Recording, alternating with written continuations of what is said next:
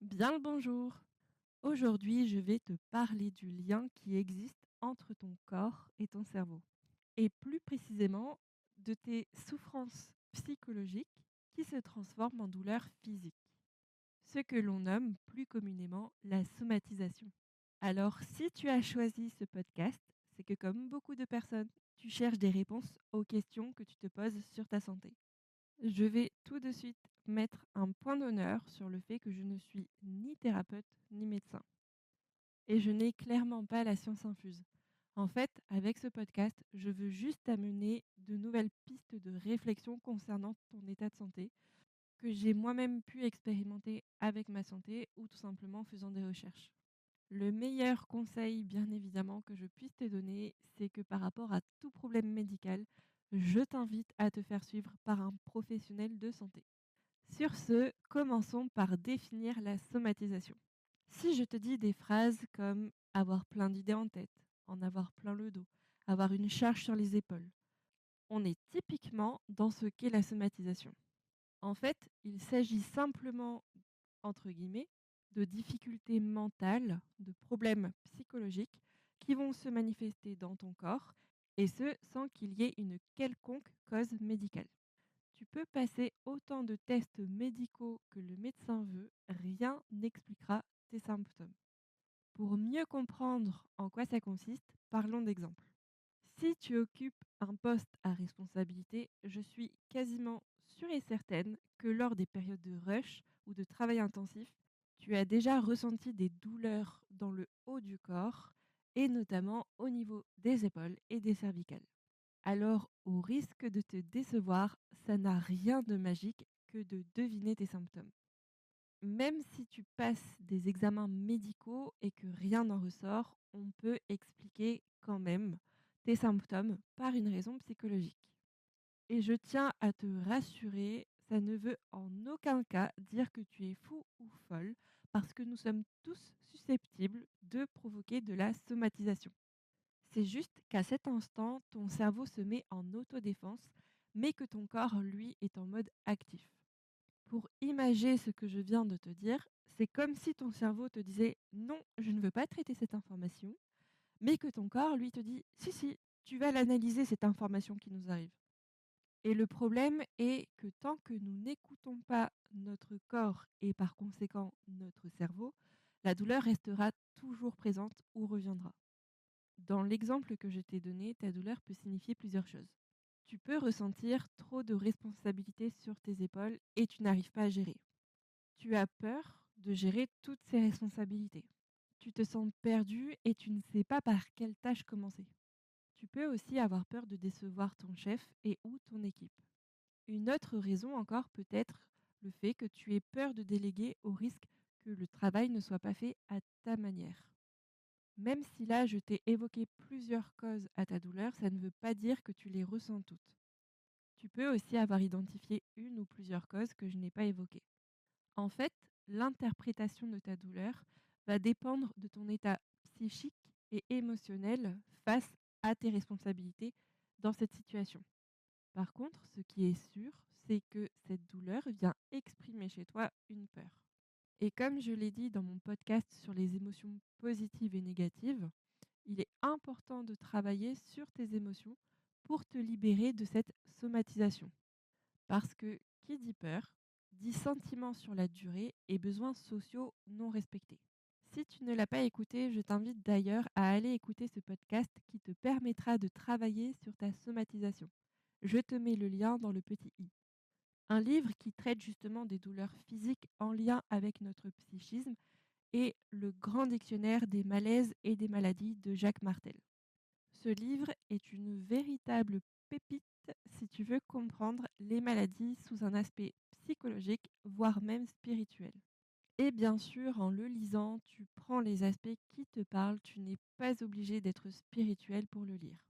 Et nouveau warning, les aspects qui te parlent sont différents des aspects qui te plaisent.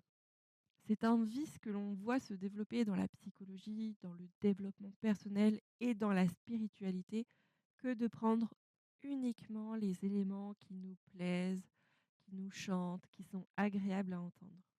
Alors que ce n'est absolument pas la chose à faire. Si tu travailles sur toi, tu dois t'attendre à entendre des choses déplaisantes et à travailler dessus. Personne n'est parfait, alors comme tout le monde, tu as des facettes de ta vie à travailler. Maintenant, tu peux te demander pourquoi, à un moment donné de ma vie, je vais provoquer de la somatisation. Comment on en arrive à ce stade-là?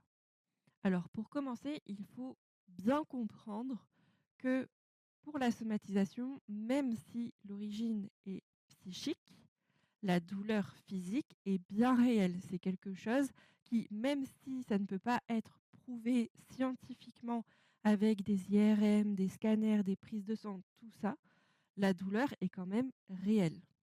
D'ailleurs, j'ai envie de te dire que c'est un postulat qui est adopté par les médecins quand ils reçoivent leurs patients.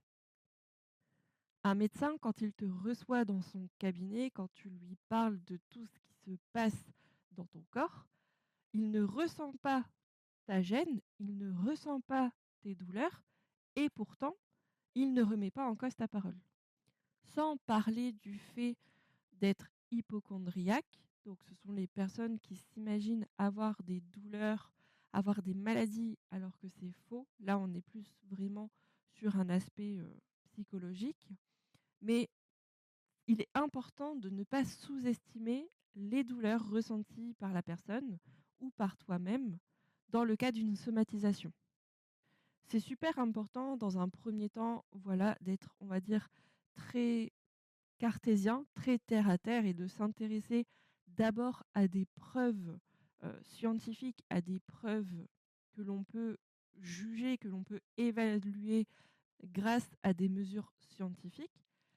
Mais il est super important de se dire, en deuxième partie, j'ai envie de dire du traitement des douleurs, que voilà, on peut avoir une cause psychologique et elle est importante à traiter parce qu'étant plus discrète, plus sous-jacente par rapport à une cause médicale, que parfois elle peut être voilà, difficile à identifier et donc à traiter. Et comme je l'ai dit plus tôt, nous sommes tous sujets à la somatisation à un moment donné de notre vie. Un exemple plus concret, plus typique que voilà, nous avons tous dû expérimenter à un moment donné de notre vie, c'est le fait d'avoir mal au ventre quand nous sommes stressés ou au contraire, par exemple, quand on commence à ressentir des papillons dans le ventre alors que nous tombons amoureux. Alors, dans le deuxième cas, c'est quelque chose qui est jugé davantage positivement, comme quelque chose d'agréable, mais on peut aussi considérer ça comme de la somatisation, parce que c'est un facteur psychologique qui vient provoquer un élément physique. La somatisation, donc, peut être liée à notre quotidien comme à un événement de vie important. Ça nous arrive lorsque nous fonctionnons trop avec notre mental et que nous n'arrivons pas à relâcher la pression ou à prendre du recul sur ce que nous vivons.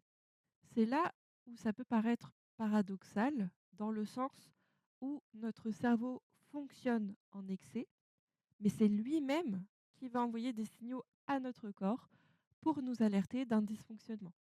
En fait, si l'on veut être plus précis, c'est notre conscience qui est surmenée et c'est notre inconscience qui va s'opposer à ce surmenage. Ton corps va alors rentrer dans l'équation, un peu comme un intermédiaire ou un modérateur. Alors avec ce podcast, nous n'avons pas vu précisément toutes les causes liées à toutes les douleurs physiques, parce qu'il y en a énormément, parce que c'est vraiment du travail à faire cas par cas, selon le contexte dans lequel cela se déroule, selon l'origine de la personne, son parcours de vie, etc., etc. Dans tous les cas, j'espère que ce podcast t'a permis de prendre conscience de certaines douleurs récurrentes ou qui apparaissent par période dans ton corps. Que cette prise de conscience va t'aider à mieux prendre soin de toi. Intéresse-toi aussi à toutes les expressions que l'on utilise et qui se réfèrent au corps, comme celles que l'on a évoquées plus tôt. Avoir plein d'idées en tête, en avoir plein le dos, avoir une charge sur les épaules, etc., etc. N'hésite pas à me dire en commentaire celles qui se réfèrent à ta situation. Je prendrai plaisir à te lire